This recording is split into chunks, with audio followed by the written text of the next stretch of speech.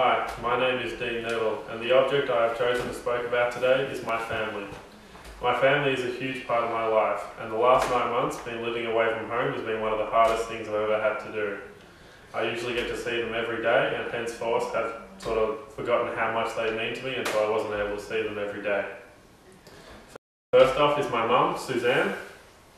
She's a lovely and kind-hearted woman. She doesn't have a mean bone in her body, and she is always going out of her way to do things for others, whether asked or not. Secondly is my father, Philip.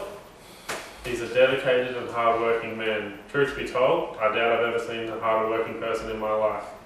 He's also one of the reasons I started playing basketball in the first. Thirdly is my older brother, Stuart. Stuart is an interesting character. He's the loudest and most laid-back person in our family. Although he has grown up a lot in the last 9 months, he's finished his uni degree and gotten a job teaching children. Although my brother and I don't speak in great lengths, I feel we are very close. Thank you.